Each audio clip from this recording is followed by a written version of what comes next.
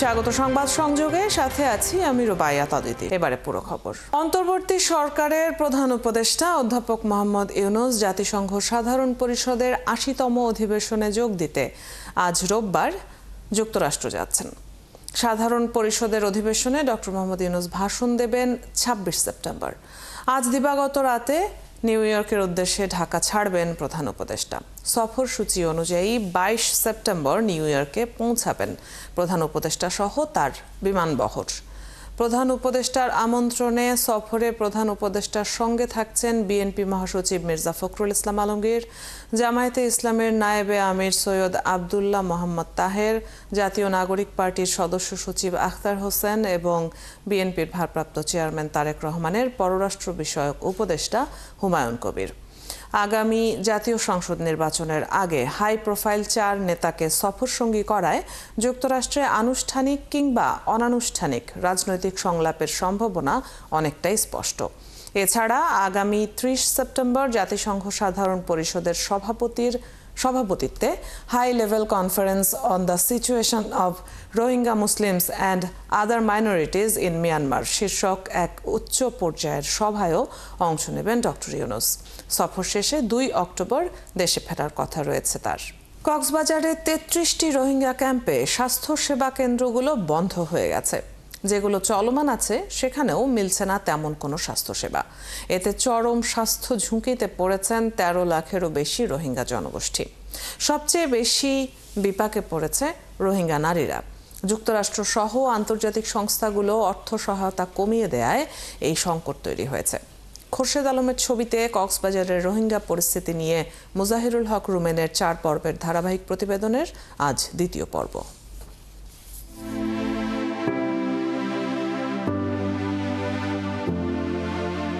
মিয়ানমারের রোহিঙ্গা জাতিগোষ্ঠী নিধনের কারণে বাংলাদেশে আশ্রয় নেওয়া রোহিঙ্গাদের বড় অংশ বসবাস করছে কক্সবাজারের ৩৩টি ক্যাম্পে, যার সংখ্যা এখন ১৩ লাখেরও বেশি।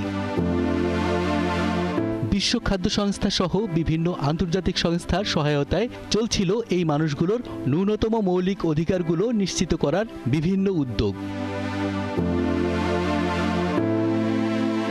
কিন্তু বিপত্তি বাধে চলতি বছরের শুরু থেকে, কারণ যুক্তরাষ্ট্র সহ বিভিন্ন দেশের সংস্থাগুলো রোহিঙ্গাদের জন্য অর্থ সহায়তা বন্ধ ও কেউ কেউ কমিয়ে দেয় সহায়তা। এতে বড় ধরনের সংকট তৈরি হয়েছে রোহিঙ্গাদের স্বাস্থ্যসেবায়। অর্থ সংকটে বন্ধ হয়ে গেছে অনেক স্বাস্থ্যসেবাদানকারী প্রতিষ্ঠান। 60 to 70% স্টাফ আমাদের সাফাই করতে হয়েছে। এখন আমরা শুধু কক্সবাজারে আমাদের 2টা ক্যাম্প 1W এবং ক্যাম্প 9 বালুগুলিতে 2টা ক্যাম্প চলছে, এবং আমরা উখিয়া হেলথ কমপ্লেক্সে সপ্তাহে 2 দিন আমাদের স্টাফরাই আমরা সাপোর্ট দিই। কোনো স্বাস্থ্যকেন্দ্র চলছে সীমিত পরিসরে, চলছে নামমাত্র সেবা। ফলে পরিবারে অসুস্থ সদস্যদের চিকিৎসা করাতে রীতিমতো হিমশিম খেতে হয় রোহিঙ্গা পরিবারগুলোকে। মহিলা তারা অসুস্থ মানে আয়রে 2 বছর লইতে কমাছিল, ইয়ার পর লইতে অসুখ শত মাঝে 90 জন তো অসুখ 10 জন ভালো থাকে। তাদের হচ্ছে যে রকম মনে করেন খাবার দেওয়ার কথা ছিল ওরকম দিতে পারে নাই, আর টাকা পয়সা না থাকার কারণে ভালো করে চিকিৎসা না পায়। অসুস্থতা অনেক বেশি, মানুষ জামিলা হিসাবে অনেক অসুস্থ বেশি। বন্ধ ও সীমিত সেবার স্বাস্থ্যকেন্দ্রগুলোর প্রভাব পড়েছে চালু থাকা হাসপাতালগুলো সহ স্বাস্থ্যসেবা কেন্দ্রে। রোগীদের উপচে পড়া ভিড় সেসব স্বাস্থ্যকেন্দ্রে।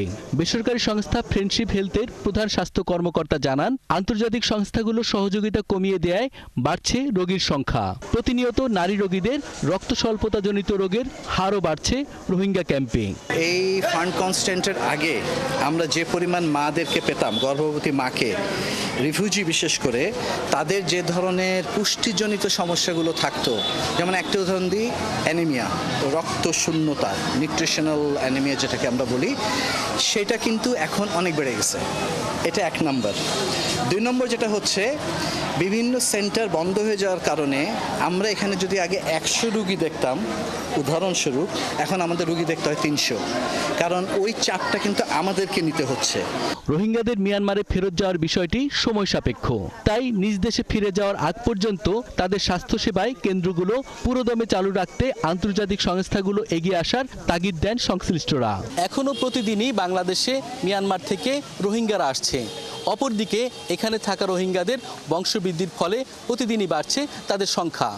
এমন অবস্থায় তাদের স্বাস্থ্য সেবা খাতে নতুন করে বাজেটের প্রয়োজন হলেও বরং তা কমিয়ে দিয়েছে বিশ্ব সংস্থাগুলো, যার ফলে বেড়েছে তাদের স্বাস্থ্য ঝুঁকি। মুজাহিরুল হক রুমেন, ৭১, কুতুপালং, রোহিঙ্গা ক্যাম্প, কক্সবাজার। 1 বছরেও হয়নি জাতীয় মানবাধিকার কমিশন পুনর্গঠন। এটার দায় সরকারের উল্লেখ করে মানবাধিকার কর্মী ও বিশিষ্টজনরা বলছেন এটা রাষ্ট্রীয় অবহেলা। জাতীয় মানবাধিকার কমিশনের খসড়া অধ্যাদেশ অংশীজনের অংশগ্রহণ ছাড়াই উন্মোচন করারও সমালোচনা করলেন তারা। অভ্যন্তরীণ মানবাধিকার রক্ষায় প্রাতিষ্ঠানিক অবহেলার কারণে বিশ্ব দরবারে বাংলাদেশের ভাবমূর্তি ক্ষুণ্ণ হচ্ছে বলেও অভিযোগ মানবাধিকার কর্মীদের। জানাচ্ছেন শাহনাজ শারমিন। অন্তর্বর্তী সরকার গঠনের 1 বছর পর গেল শনিবার জাতীয় মানবাধিকার কমিশন এনএইচআরসি অধ্যাদেশ 2025-এর খসড়া উন্মোচন করেছে আইন মন্ত্রণালয়। সেই সাথে মানবাধিকার কমিশন আইন 2009 রহিত করে এই অধ্যাদেশের খসড়া চূড়ান্ত করেছে সরকার। যদিও এটি প্রণয়নে গণ্ডিবদ্ধ মানুষের দৌড়ঝাঁপ দেখছেন মানবাধিকার কর্মী নূর খান লিটন। কমিশনের আইন সংস্কার ও কমিশন গঠনে অংশীজনের অংশগ্রহণ নিশ্চিতের তাগিদ দেন তিনি। আমি দেখছি না যে এটি সমাজের বিভিন্ন স্তরে এটা নিয়ে যে আলোচনা করবে সেটি দেখছি না, বরং তড়িঘড়ি করে কিছু মানুষকে তারা দৌড়ঝাঁপ করে কক্সবাজার নিয়ে যাচ্ছে বা ঢাকায় বসতেছে। মানবাধিকার কমিশন গঠিত হলো না কার স্বার্থে প্রশ্ন রেখে অধ্যাপক আনু মোহাম্মদ বলেন, এখন মানবাধিকার লঙ্ঘিত হবার ঘটনার জন্য দায় সরকারের। তিনি জানান, কমিশন থাকলে দায়িত্ব সরকারের উপর যেত না। সরকার নিজে একটা দায়িত্ব থেকে দায় মুক্ত থাকতে পারতো যদি মানবাধিকার কমিশন থাকতো। এখন মানবাধিকার লঙ্ঘন যা যা হচ্ছে সেটা দায় দায়িত্ব তো সরকারের উপর পড়ে। জাতীয় মানবাধিকার কমিশন গঠনে দীর্ঘসূত্রিতা সরকারকে প্রশ্নবিদ্ধ করেছে বলে মন্তব্য করলেন টিআইবি নির্বাহী পরিচালক ডক্টর ইফতেখারুজ্জামান। বিশ্বাস করি যে সরকারের হাতে অনেক কাজ, কিন্তু মানবাধিকারের প্রাধান্যটা এই সরকারের কাছে সর্বোচ্চ হওয়ার কথা ছিল। আর কমিশন আইনের সংস্কারের আগে কমিশন করা যাবে না, তাহলে প্রশ্ন থাকবে তাহলে নির্বাচন কমিশন আইনের সংস্কারের আগে নির্বাচন কমিশন হয়েছে। দুদক সংস্কার কমিশন কি বলে যে কাজ করার মধ্যেই দুদক পরিবর্তন হয়েছে, নতুন দুদক প্রতিষ্ঠিত হয়েছে। এই প্রশ্নের জবাব আমি মনে করি সরকারকে দেওয়া উচিত, বিশেষ করে যখন এমন একটি সরকার যে জাতিসংঘের অফিসকে অনুমোদন দিয়েছে বাংলাদেশে কার্যক্রম শুরু করার জন্য, অথচ আমার নিজের দেশের মানবাধিকার কমিশন নাই। এটা তো কোনো অবস্থায় গ্রহণযোগ্য হতে পারে না। গণমাধ্যম ও মানবাধিকার প্রতিষ্ঠান হিউম্যান রাইটস সাপোর্ট সোসাইটির তথ্যমতে চলতি বছরে জুন পর্যন্ত 257 জন সাংবাদিককে হয়রানি বা নির্যাতনের শিকার হতে হয়েছে। সংস্থাটি আরও বলছে, রাজনৈতিক সহিংসতার 124টি ঘটনা ঘটেছে, তাতে 15 জন নিহত ও 987 জন আহত হয়েছে। একই সময় নারী ও শিশু সহিংসতার ঘটনা ঘটেছে 399টি, তাতে 83 জনের মৃত্যু হয়েছে। এছাড়াও সীমান্তে 4 জনের বেশি বাংলাদেশি প্রতিবেশী দেশের সীমান্তরক্ষী বাহিনীর হাতে প্রাণ হারিয়েছে, আহত হয়েছে 10 জনের বেশি। দেশের ভেতরে ছোট বড় বেশ কয়েকটি সাম্প্রদায়িক সহিংসতার ঘটনা ঘটেছে। মানবাধিকার কর্মীরা বলছেন, প্রকৃত চিত্র এর থেকেও বেশি। শাহনাজ শারমিন, ৭১, ঢাকা। জুলাই আগস্টে সংঘটিত মানবতা বিরোধী অপরাধের মামলায় জাতীয় নাগরিক পার্টির আহ্বায়ক নাহিদ ইসলামকে জেরা করবেন আসামি পক্ষের আইনজীবী। সাবেক প্রধানমন্ত্রী শেখ হাসিনা ও সাবেক স্বরাষ্ট্রমন্ত্রী আসাদুজ্জামান খান কামাল সহ 3 জনের বিরুদ্ধে সাক্ষ্য গ্রহণ শেষ হয়েছে। আন্তর্জাতিক অপরাধ ট্রাইব্যুনাল 1-এর চেয়ারম্যান বিচারপতি মোহাম্মদ গোলাম মর্তুজা মজুমদারের নেতৃত্বাধীন বিচারিক প্যানেল জেরা শুনবে। নাহিদ ইসলামকে জেরা করবেন শেখ হাসিনা ও কামালের পক্ষে সরকারি খরচে রাষ্ট্র নিযুক্ত আইনজীবী মোহাম্মদ আমির হোসেন। বৃহস্পতিবার মানবতা বিরোধী অপরাধের এই মামলায় 2.25 ঘন্টা সাক্ষ্য দেন নাহিদ ইসলাম। সেদিন তিনি জানান, গণ অভ্যুত্থানের আগেই ডক্টর মোহাম্মদ ইউনূসকে সরকার প্রধান হওয়ার প্রস্তাব দেয়া হয় বলে জানিয়েছেন এনসিপির আহ্বায়ক নাহিদ ইসলাম। অন্তর্বর্তী সরকার শাসনের 1 বছরেও গুম খুনের বিচার না হওয়ায় ক্ষোভ প্রকাশ করেন নাহিদ। জুলাই হত্যাযজ্ঞের দায়ে শেখ হাসিনা, আসাদুজ্জামান খান কামাল ও পুলিশের ঊর্ধ্বতন কর্মকর্তা এবং মাঠ পর্যায়ে জড়িতদের কঠোর শাস্তি চেয়েছেন বৈষম্য বিরোধী আন্দোলনের এই নেতা। যেমনটি জানাচ্ছিলাম, জুলাই মানবতা বিরোধী অপরাধের মামলায় শেখ হাসিনা জাতীয় নাগরিক পার্টির আহ্বায়ক নাহিদ ইসলামের জেরা হবার কথা রয়েছে আজ। এই বিষয়ে জানবো সবশেষ খবর। আমাদের সাথে ট্রাইব্যুনাল থেকে যোগ দিচ্ছেন সহকর্মী নূর নবী সরকার। নূর নবী, নাহিদের জেরা শুরু হয়েছে কিনা, এই মামলার কোনো আসামিকে কি আজ ট্রাইব্যুনালে আনা হবে? এছাড়া ট্রাইব্যুনালে আর কোন কোন মামলার কার্যক্রম আছে আজ? ট্রাইব্যুনালে কিছুক্ষণের মধ্যেই ট্রাইব্যুনাল 1 যেটা নাহিদ ইসলাম মানবতাবিরোধী অপরাধ মামলায় শেখ হাসিনা যেটির প্রধান আসামি, সেই মামলাটিতে নাহিদ ইসলাম কে জেরা করবেন তার নিযুক্ত আইনজীবী আমির হোসেন।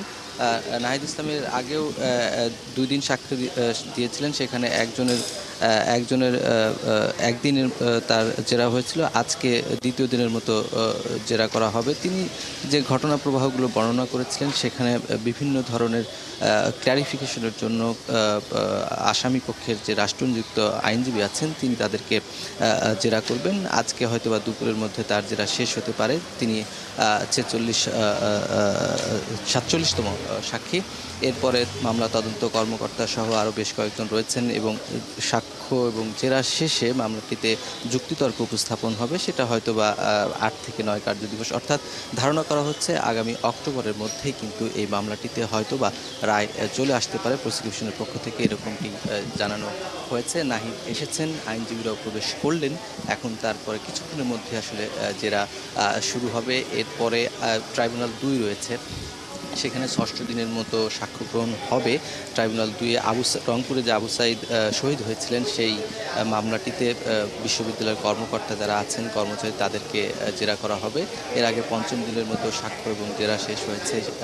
আজকে 6ষ্ঠ দিনের মতো সাক্ষ্য গ্রহণ এবং জেরা অনুষ্ঠিত হবে ট্রাইব্যুনাল 2-এ, অর্থাৎ 2টা ট্রাইব্যুনালেই আজকে কিন্তু 2টি মামলা অনুষ্ঠিত হচ্ছে। একটি শেখ হাসিনা সহ 3 জন আসামি যেটা রয়েছেন সাবেক স্বরাষ্ট্রমন্ত্রী, সেখানে আসামিদের আনা হয়েছে, মামলায় যারা আসামি এখন পর্যন্ত ধরা রয়েছেন তাদেরকে আনা হয়েছে এবং রাজসাক্ষী সাবেক আইনজীবী আব্দুল্লাহ মামুনকেও আনা হয়েছে। কিছুক্ষণের মধ্যেই শুনানি হবে এবং সবচেয়ে গুরুত্বপূর্ণ খবর হচ্ছে এটি আগামী অক্টোবরের মধ্যে হয়তোবা একটি মানবতা বিরোধী মামলায় যেটি শেখ হাসিনা প্রধান আসামি সেটিতে হয়তোবা রায় চলে আসতে পারে এবং সর্বোচ্চ তারা শাস্তি চেয়েছেন প্রসিকিউশনের পক্ষ থেকে।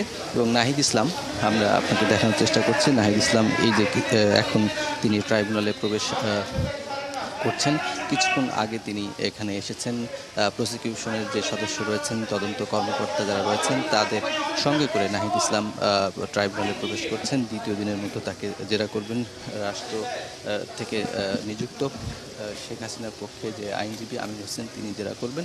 11:15টার পরেই এই জেরাটি অনুষ্ঠিত হবে। আজকে হয়তোবা দুপুরের মধ্যে এই জেরা শেষ হলে নতুন কোনো সাক্ষী হয়তোবা সেখানে আজকে সাক্ষ্য গ্রহণ হতে পারে, তবে নাও হতে পারে। মামলার তদন্ত কর্মকর্তা যিনি আছেন তাকে হয়তোবা জেরা করার জন্য পরবর্তী দিন ধার্য করা হতে পারে এবং একজন আইনজীবী মারা গেছেন সুপ্রিম কোর্টে, সেই কারণে হয়তোবা আজকে মামলার বিচারিক কার্যক্রম কিছুক্ষণের মধ্যে হয়তোবা মুলতবি হয়ে যেতে পারে।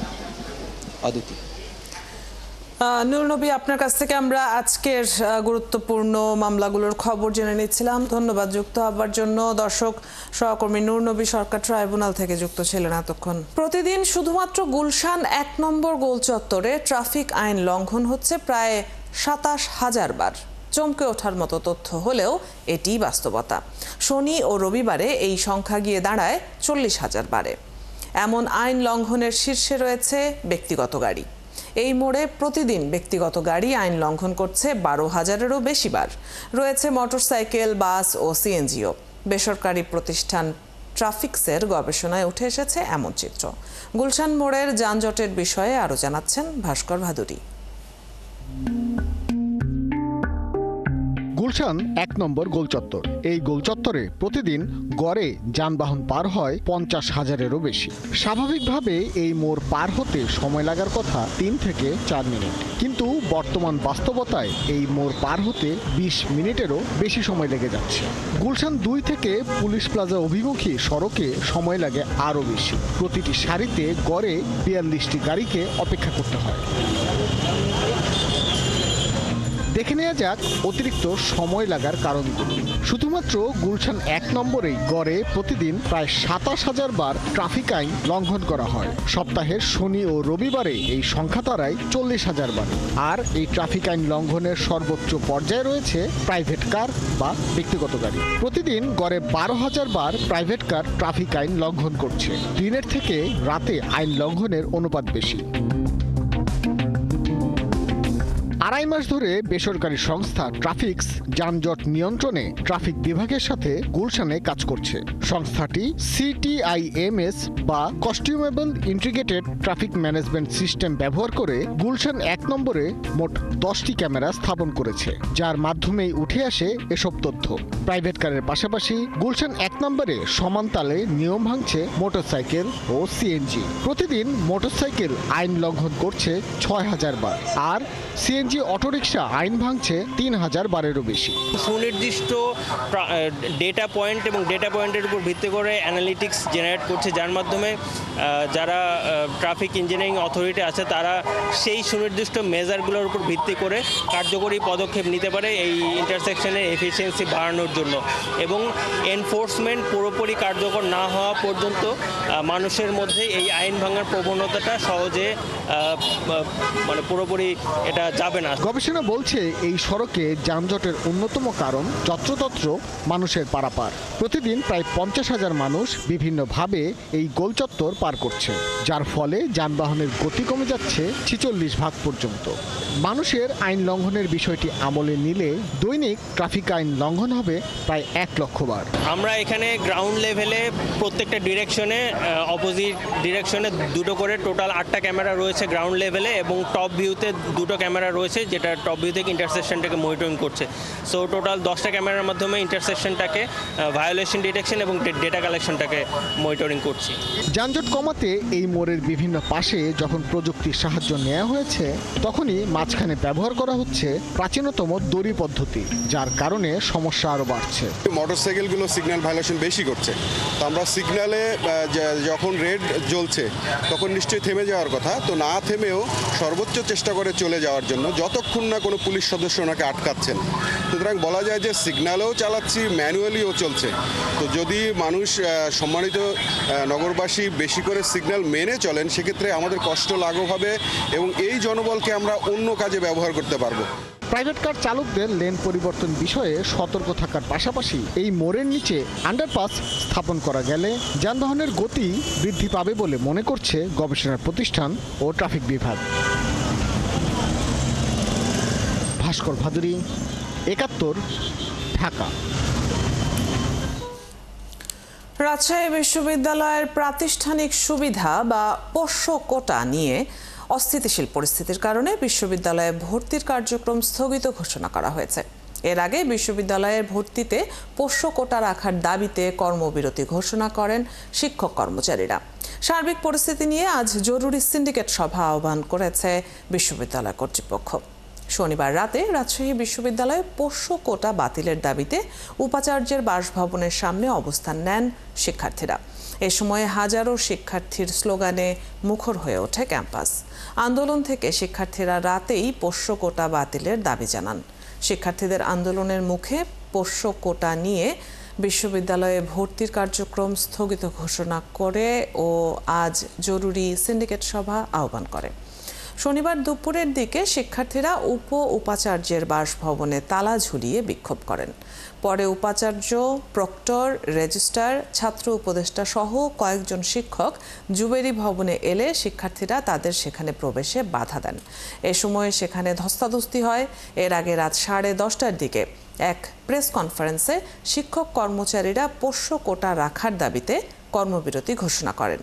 সেই অনুযায়ী সকাল থেকে এখনও বিশ্ববিদ্যালয়ের কোনো কর্মচারী কাজে যোগ দেননি। সেখানকার বিস্তারিত জানাতে আমাদের সাথে যুক্ত হচ্ছেন সহকর্মী রাশিদুল হক রুশো। রুশো, আজকের যে বৈঠক, সিনেট ভবনের বৈঠকে কারা অংশ নিয়েছেন, কোন কোন বিষয়ে আলোচনা হয়েছে, কিছু জানতে পেরেছেন কিনা? শিক্ষার্থীরা কি বলছেন এ নিয়ে? গত রাতে যে বিশ্ববিদ্যালয়ের উপাচার্য বলেছেন যে আজকে জরুরি সিনেট সভা আহ্বান করা হয়েছে, সেটি এখন পর্যন্ত আসলে শুরু হয়নি। আমরা বিভিন্ন মাধ্যম থেকে বিভিন্ন সময় শুনতে পাচ্ছি, তবে সেটি বিলম্ব হচ্ছে। প্রথমে বেলা 12টা নাগাদ এই সভাটি হবার কথা শুনলাম, পরে এখন আবার শুনছি সেটি আবার কিছুটা বিলম্বে শুরু হবে।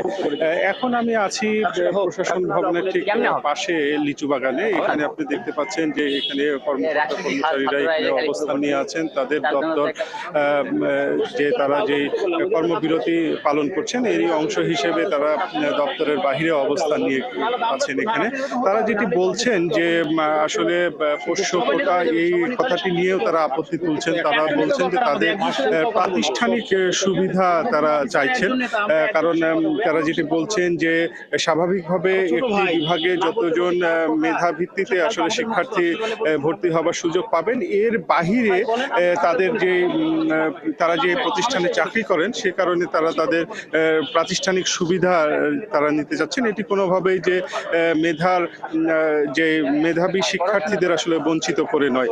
তো এটি তারা বলছেন এবং তারা মূলত আজকে যে কর্মসূচি বা কর্মবিরতি সেটিকে তারা বলছেন যে গতকাল যেহেতু বিশ্ববিদ্যালয়ের শিক্ষকরা লাঞ্ছনার শিকার হয়েছেন এরই প্রতিবাদে কিন্তু তারা এই যে কর্মবিরতি সেটি পালন করছেন। তো মূলত এখন বিশ্ববিদ্যালয়ে যদি বলি যে শিক্ষার্থীরা গতকাল বলা যায় গভীর রাত পর্যন্ত, রাত প্রায় 1:30টা পর্যন্ত উপাচার্যের বাসভবনের সামনে থেকে একটি দাবি জানিয়ে এসেছেন যে কোনো ধরনের কোটা ব্যবস্থা এই রাজশাহী বিশ্ববিদ্যালয়ে থাকতে পারবে না এবং সেটি রাতেই সিদ্ধান্ত জানাতে হবে। এই শিক্ষার্থীদের দাবির প্রেক্ষিতে বিশ্ববিদ্যালয়ের উপাচার্য কিন্তু ঘোষণা দিয়েছেন যে এই প্রাতিষ্ঠানিক সুবিধার মাধ্যম দিয়ে যারা ভর্তি হবার সুযোগ রয়েছিল তাদের ভর্তি স্থগিত করা হয়েছে এবং আজকে যে সিন্ডিকেট সভা সেই সভাতেই কিন্তু এটি আসলে সিদ্ধান্ত আসতে পারে যে এটি থাকবে কি থাকবে না। এবং আপনি জানেন যে আর 4 দিন পরে রাকসু নির্বাচন, সেই রাকসু নির্বাচনের কিন্তু মূল একটি দায়িত্ব পালন করবেন এই কর্মকর্তা কর্মচারীরা বা শিক্ষকরা। তো তারা যদি আসলে কর্মবিরতিতে থাকেন সেখানে রাকসু নির্বাচনও কিন্তু প্রভাবিত হবার একটা শঙ্কা থেকে যায়। তো আসলে এখানে কর্মকর্তা কর্মচারীরা আছেন, তারাও অধীর আগ্রহে অপেক্ষা করছেন যে সিন্ডিকেট সভায় কি ধরনের সিদ্ধান্ত আসে। পাশাপাশি শিক্ষার্থীরাও বলছেন যে না, যেহেতু একবার এটি মীমাংসিত বিষয়, কোনো ধরনের কোটা থাকছে না, সেটি আবার পুনর্বহাল করে আসলে বিশ্ববিদ্যালয় প্রশাসন তাদের সাথে এক ধরনের এটি ছলনা করেছেন এবং সেটি যেন এই কোটা যেন আর ফেরত না আসে সেই বিষয়টি তারাও নজর রাখছেন। অদিতি রাখছেন আপনি রুশো, নিশ্চয়ই বৈঠক পরবর্তী যদি কোনো ব্রিফিং হয় কিংবা আরও তথ্যগুলো আপনি জানতে পারেন তাহলে নিশ্চয়ই আপনার মাধ্যমে আমরাও জানবো। ধন্যবাদ যুক্ত হবার জন্য। দর্শক সহকর্মী রাশিদুল হক রুশো রাজশাহী বিশ্ববিদ্যালয় ক্যাম্পাস থেকে যুক্ত ছিলেন এতক্ষণ। শুভ মহালয়া আজ, পুণ্যতিথিতে সূচনা হলো দেবীপক্ষের। চণ্ডীপাঠ, শঙ্খ আর উলুধ্বনিতে প্রকৃতিতে ঘোষিত হলো দেবী দুর্গার আগমনী গান। 28 সেপ্টেম্বর ষষ্ঠী তিথিতে কল্পারম্ভ পূজায় বাঙালি সনাতন ধর্মাবলম্বীরা মাতবেন শারদোৎসবে। ভোরে উত্তরা সার্বজনীন মন্দিরে উত্তরা সার্বজনীন পূজা কমিটির আয়োজনে মহালয়ায় দেবী বন্দনায় মাতেন ভক্তরা। চণ্ডীপাঠে আবাহন করা হয় দুর্গতিনাশিনী দেবী দুর্গা ও তার সঙ্গী সাথীদের। মহালয়া উপলক্ষে চণ্ডীপাঠ ছাড়াও বিভিন্ন মন্দির ও মণ্ডপে মহালয়ার ঘট স্থাপন ও বিশেষ পূজা হয়। সনাতন ধর্মাবলম্বীদের বিশ্বাস আজ দশভুজা শক্তিরূপে দুর্গা মণ্ডপে মণ্ডপে অধিষ্ঠান করবেন। শেফালি ঝরা শারদ প্রভাতে জলদ কণ্ঠে চণ্ডীপাঠ আর পিতৃপক্ষের তর্পণের সমাপন ঘটবে। আর এই চণ্ডীতেই আছে দেবী দুর্গার সৃষ্টির বর্ণনা। পুরাণ মতে মহালয়ার দিনে দেবী দুর্গা মহিষাসুর বধের দায়িত্ব পান। এবছর গজ অর্থাৎ হাতিতে চড়ে দেবী আসছেন ভক্তের পূজা পেতে। বিজয়া দশমীতে ফিরবেন দোলায়।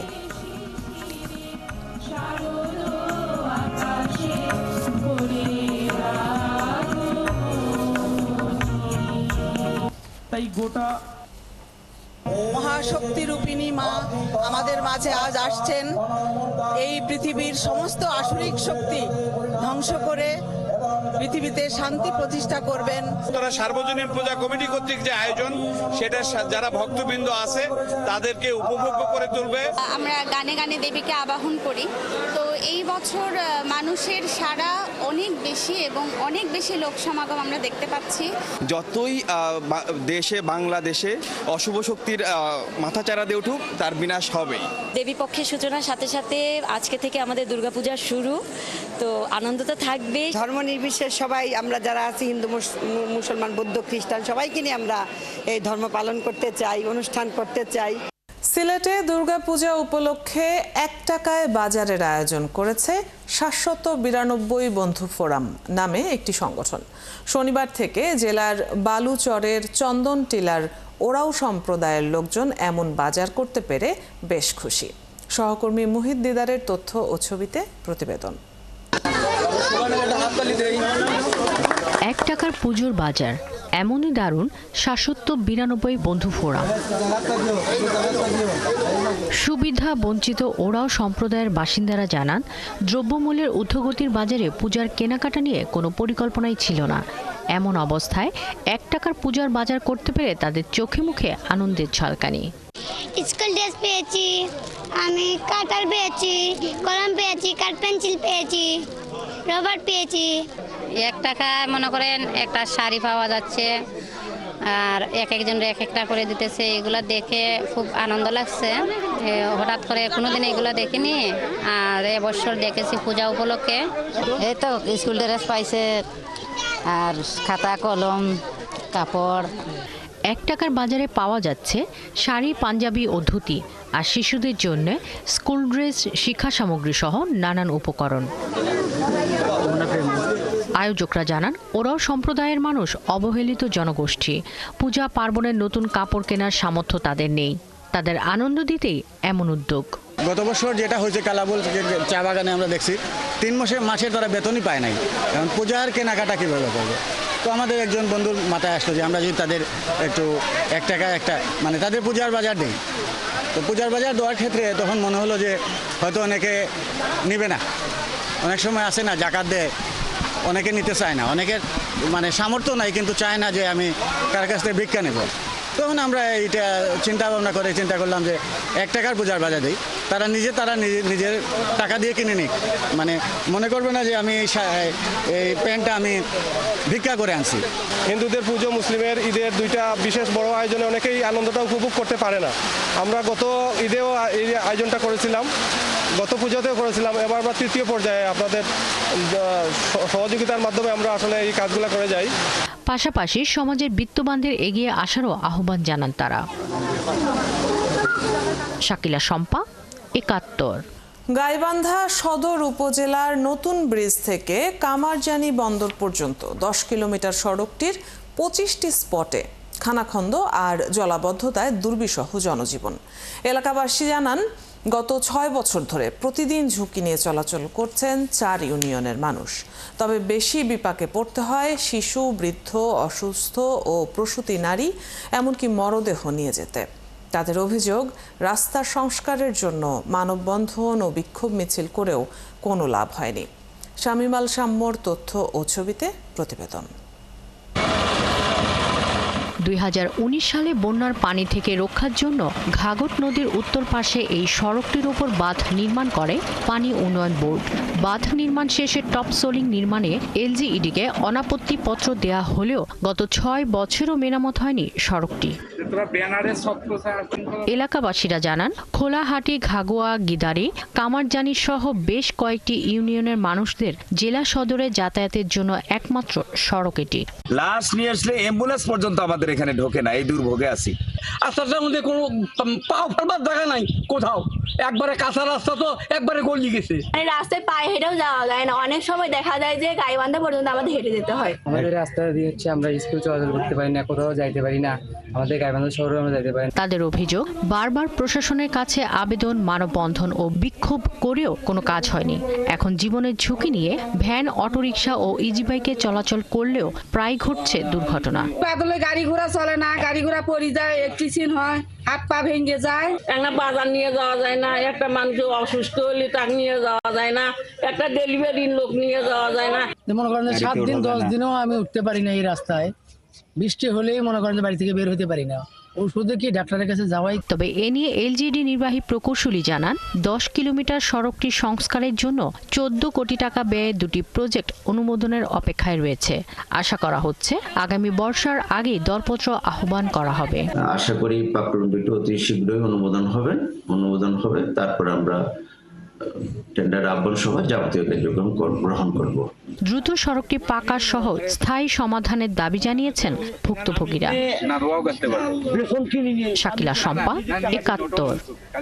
চলছে সংবাদ সংযোগ। সরাসরি সংবাদ ও অনুষ্ঠান দেখতে চোখ রাখুন ৭১-এর ফেসবুক পেজে এবং সাবস্ক্রাইব করুন ৭১-এর ইউটিউব চ্যানেল। থাকুন ৭১-এর সাথে।